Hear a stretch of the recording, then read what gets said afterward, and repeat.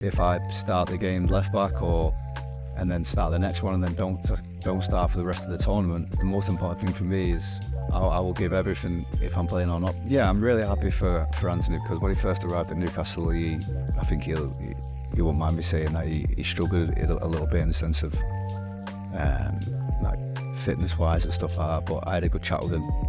We was on holiday together before he went and won the Euros, the 21s, and since then he's took off. Kieran, always great to see you. First of all, I would like to say thank you for putting off Jordan Pickford while I beat him at darts. Yeah, well, he deserves it, because he's attacked me a few times in the media as well in a positive way. So I thought me and John would repay the favour. Yeah, well, you helped me out a little bit. Well, we are 3-0 down, so we need the lads to step it up now. You're up soon, are you? I think somebody's challenged me, yeah. Okay. I think somebody's challenged me, so I'll be ready for that. Excellent. Let's talk Serbia. First of all, how's training gone this week? Right, training's gone really well. Finally to get out here and prepare for the game against Serbia. Yeah, we worked hard. Tactics, the training's been frightening, really. The style and everything about it, the quality. So we're all happy, we're all prepared and ready. In terms of frightening, who's been particularly impressive and frightening on the training pitch? Who's desperate to stamp their mark? To be honest with you, I can't pick out individuals, because the team is, everybody's been quality, but obviously Phil Foden's Phil Foden. You know, he's always one of my favourite players. In what way? Give us an insight that we don't see, because we just see you like warming up when we come and watch. With Phil is, you know, I could walk back into camp and he's got a ball at his feet. He's just obsessed with football, but you know, I think everybody sees him on the pitch, but what people don't see in training is his vision, his technique, and his abilities is frightening. In terms of where his best position is, you know, yeah, sorry, I'll try not to put you on the spot or give away any tactics. It's really difficult. Yeah. But there's a debate, as you know. Yeah. I mean, you've listened to talkSPORT plenty of times. You know, we've literally been talking about the starting 11 for weeks. Yeah. And the question is whether Jude starts in the 10, Phil starts in the 10, they both start there, Phil starts on the left. What are the benefits of all of those? Well, the benefits is that we've got a lot of quality in the side. So, but for me, it's the same really. Like if you look in my position, you know, we've got so many good fullbacks. The most important thing is we are representing England. So no matter where you play on the pitch, you've got to give your best. You know, the manager makes the decisions. He's the boss, and we as players have just got to get on board. But listen, you don't have to stick in that certain position. So if people are saying Phil on the left or as an 8 or whatever it may be, we've got that quality of attacking players where they can drift and switch positions anyway. So yeah, that's the manager's decision. And a kind of manager's answer from you. So thanks for that. Very, very diplomatic. But it's true, actually, because Gareth Southgate has said, when I've sat down with him on numerous occasions, that it's not where people start, it's where they finish. But also with 5 substitutes, it's changed the game a little bit, and it is more of a squad game. And he talks about you all, or those who are on the bench, as finishers. Yeah. So, do you feel that difference now? Well, yeah, I've been in that situation where I've started maybe a couple of years for England, and then the next couple of years I've been on the bench, and then sometimes I've not played. But you've always got to be ready, because if you go back to the last Euros where, you know, Gareth's reading the team sheet out and he's saying Kyle Walker, so I thought, well, I'm not playing. Then anyway, Kieran Trippier. Then I'm thinking, well, where am I playing?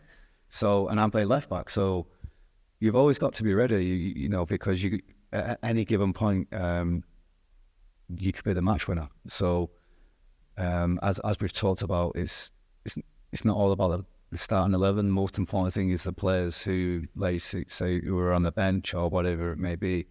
For me, in my eyes, they're so important to the team. Yeah, it's quite vital. How is Luke Shaw? Speaking of fullbacks, Gareth gave us a really positive report the last time we sat down. He'd said that he was a wild card, and now all of a sudden he might start the second game. How's he doing? No, Luke's fine. Luke is obviously, I think he's been with us now twice, I think, maybe on the pitch. No, but Luke's fine. Obviously, Luke's working really hard behind the scenes to get back fit. But yeah, when that may be, I don't know. Again, that's Gareth's decision and the medics, but from a teammate, he's looking really good. And what does that mean for you? Because obviously it could change the dynamic a little bit. Again, for me, as I've always said, if I start the game left back and then start the next one and then don't start for the rest of the tournament, the most important thing for me is I will give everything if I'm playing or not playing. I think majority of the people know that, so I'm not going to throw my toys out of the pram if I'm not starting. For me, the most important thing is the team. I want what's best for the team. So, and we all want the same goal. So if I play however games and then Luke come back and plays, that's fine. But I'll always be ready. That Iceland game, there was a real split between people saying it's a warm-up game. There were lots of reasons for that not clicking. Gareth Southgate talked about it in terms of it focuses the mind. But what did it do to you all as players? No, of course, it was way off our standards, that's for sure. We lacked that intensity of the pressing, the being aggressive. But again, this is football, these things happen. It's not like we got complacent and thought, it's Iceland. We always respect our opposition. But it was just one of those games where it just didn't click for us. But it reminded us a lot about a lot of things. We've reviewed the game. We've worked hard on the pitch since the Iceland game, and the tournament starts for us on Sunday against Serbia, and we worked hard, really hard. Do you feel in tournament mode now? I mean, the Scotland game opens things up tonight. Yeah, I think that's when you start feeling it. When the whistle goes for the first game, that's when it starts. So. We all can't wait. We're all really excited. We're all calm and ready. Looking forward to watching the game tonight.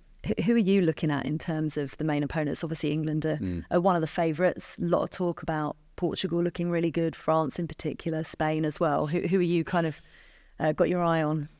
Well, honestly, I don't think we can view it like that. I think if you look at Germany, Spain, as you said, France, Portugal. There's so many good nations, so all we need to do is focus on ourselves. But most importantly, we just need to focus on Serbia. That is our only focus. Nothing more. We're not looking further ahead. We're not being arrogant in that way. Our focus is firmly on Serbia, and finding ways to win that game. What are you looking at in terms of their biggest strengths? Yeah, you can see they're a physical side. They've got players who have played in the Premier League before. They've got quality. I think they've got a new manager as well. We're expecting a difficult game. It always is at tournament football. We're ready, and I'm sure they will be as well. But the most important thing is focus on ourselves, be calm in the game, be patient, and we've trained really well, so hopefully we can put that into performance on Sunday. They're a pretty attack-minded team, the criticisms of this England side as it is, with Harry Maguire out injured, obviously younger players bedding themselves in, it feels like we haven't got the kind of solid, stable back four that we've been used to for quite a while. Lewis Dunk made some interesting comments the other day when he came in, and it was put to him that maybe the defence was the weakest part of this England squad, and he was immediately batted that back and said, that's your opinion, not ours. What's Kieran Trippier's opinion? I agree with him. I think, don't get me wrong, Harry Maguire is vital to this team. Of course he is. He's been there for so long, he's experienced, but I don't see how people see that our defence is a weakness. We've got Mark, we've got Dunkey, we've got got so many quality players. So for me, internally, we don't look at it like that. We don't focus it like that. We've got the 26 that are here. But again, that's for people on the outside to think about. But internally, we're calm. We're not worried. But we understand Harry's a big miss for us. Of course he is. But this is the team that we have now. This is the 26-man squad, and we've all just got to stick together. And we believe in, in our performances. And you see our squad; it's just full of quality. Yeah, it really is. One of those quality players going forwards is Anthony Gordon, who you really know very well from Newcastle. On the left-hand side, you could potentially be partnering up with him a little bit. How much does that help, having a teammate whose game you know really well, to operate down that left-hand side? Yeah, I'm really happy for Anthony, because when he first arrived at Newcastle, I think he won't mind me saying that he struggled a little bit in the sense of like fitness-wise and stuff like that. But I had a good chat with him when we was on holiday together before he went and won the Euros for the 21s, and since then he's took off, and he fully deserves to be here. I think he's certainly earned the right to be here. So he's trained really well. Really happy for him. But again, if he's playing or not, as I don't know the team, so I'm not trying to catch you out. I promise. I'm telling you the truth. I might not even be playing. So I don't know. So I'm sure he'll be itching at the chance to be starting at Euros. Of course, we've got 26 players. He'll be itching, but again, everybody will be ready whoever's called upon. Are you going to take credit then for his upturn in form after this chat? What did you say to him? No, it was just we had a nice chat. We was on a holiday together with our families, and I was just saying it was just maybe trying a bit too hard when he first arrived. But I just said to him, as soon as you finish with 21s, don't take a holiday, come straight back into pre-season first day, hit the ground running, and he certainly has. You see how fit he is. Off the ball, what people might not see, he's relentless, and he's done incredibly well, and I couldn't be more happier for him. It's really interesting, actually, the youngsters coming up, and I don't know whether now you're not the oldest in the group. Kyle's here. Yeah, he's back now. I feel as if, from my time of covering England, this new crop of players coming in have got a different confidence to them. Do you see that?